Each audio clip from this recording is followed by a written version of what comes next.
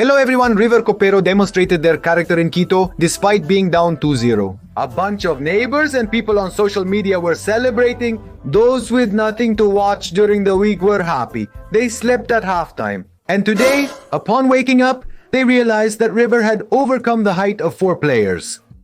A very adverse result that would have brought a lot of complications facing the Superclásico. River is going to arrive with high spirits, with Triusi returning to goal with some high values. The entry of Galopo, Nacho Fernandez, and Lanzini, the black beast of the team from La Rivera. We'll see if he's a starter. The truth is I'm happy because they've talked too much. And in this video we are going to deal with those big mouths who are setting up with their well-studied script. Ramirez doesn't have to mess up because he always hurts them. In this video you will see that they repeat the same nonsense, they lie because they are mythomaniacs and what they say makes no sense. People to the video.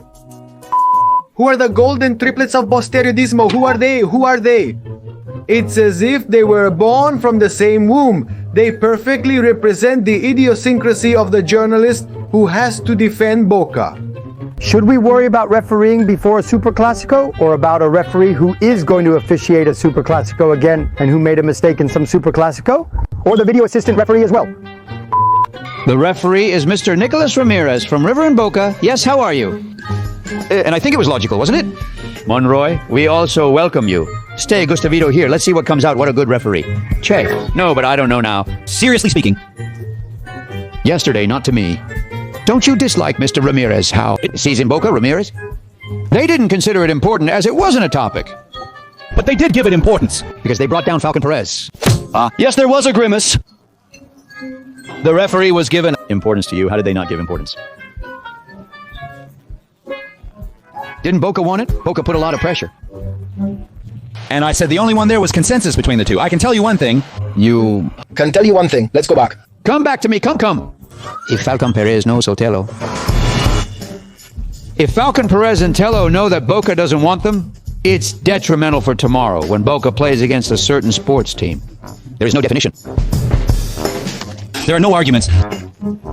But why do all the teams know these things? Why do they know? This referee, I don't want him. If I'm a referee tomorrow, you don't want me? No, you can't do that. You can't do that. You have to referee well, don't you? You can't referee poorly if you tell me, I, as a referee, don't you love me? They asked not only to Boca, no. When all the clubs... Object referees, they run the risk that the match they have to direct it against whatever rival, and it happens. But it's more of the same. Of the system, why do they ask the clubs? Of course, why do they ask the clubs? Do I tell you how it's handled? The clubs make it transcend. Why? They don't ask the clubs, hey, what do you want? The clubs help it rise above, as reported by the worker hurricane in the press. It has names, of course. How? What names? Who is currently the best referee? Who is currently the best referee?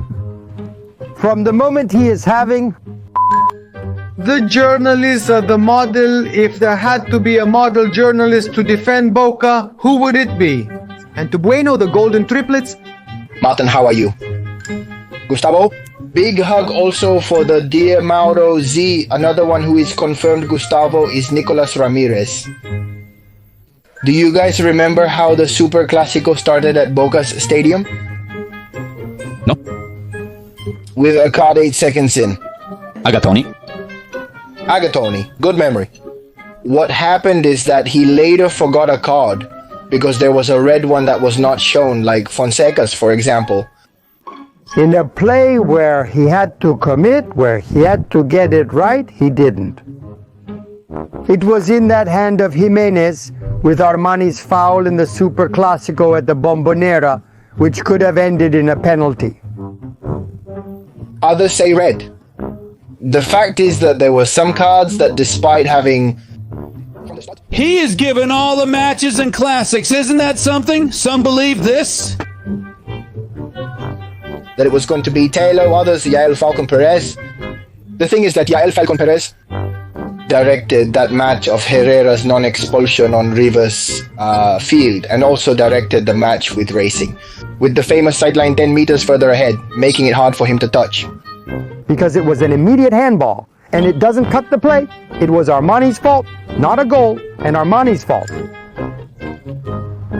Penalty. But ultimately, Ramirez goes, and he is another one of the confirmed. He didn't take the risk in the only compromising play that the Bombonera had. Ramirez didn't take the risk. On one hand, on the other, we talk about video assistant referee Lucas Novelli was the video assistant referee in that Superclásico at the Monumental. Do you remember Herrera's big kick to Zenon? Here a man tells me, a wise man of football.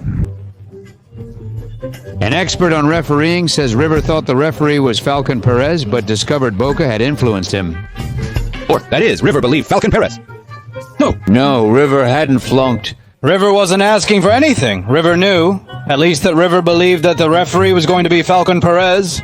To the referee of the last Superclásico and to the video assistant referee that didn't send off. At the Monumental. Do you remember the big kick from Herrera to Zenon, where Falcon Perez only gave him a yellow card? Didn't he call Falcon Perez to say, hey, watch out, it's a red card? Later, Falcon Perez gave Zenon a red card on Racing's field. Contract, Aguilera. Monroy and Mama Revalo, the three of them left simultaneously. Repeat the same script from Ramirez, who did not expel Fonseca. They are mythomaniacs. They are guys who have a terrible problem because they communicate and lie. Before, there was no one to argue with the nonsense they say, the lies they tell. Today, yes. First, we are going to share with you the numbers of Ramirez as a referee, which they do not want.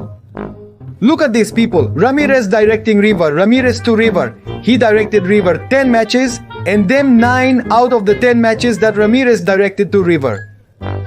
Just 3 victories of River, nothing more out of 10 matches.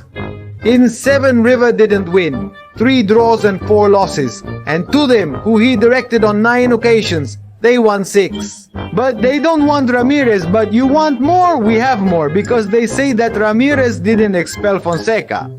And one forgets first before reading this to you, Ramirez. In the Classic that River wins with a goal from Lanzini when it was 0-0. There's a ball that fights, Barrero touches it back and Colidio misses the goal. The blunder was not reviewed because Colidio ended up missing. But the referee blew the whistle that the ball had gone out, and then it was shown that Barrero touched it back before it went out. The goal was disallowed because the whistle was blown. Colidio's missed goal was overlooked on that play. But also in the last Superclásico that Ramirez refereed, there were 2 unpunished expulsions forgiven to Marcos Rojo. One was an elbow to Colidio, and the other was a stomp on Lanzini. What are you seeing there in the image? He didn't expel Rojo afterwards for a spit, and he also didn't expel Merentiel for a stomp. I think it was to the egg to which, and they cry for Ramirez because they say he didn't expel Fonseca.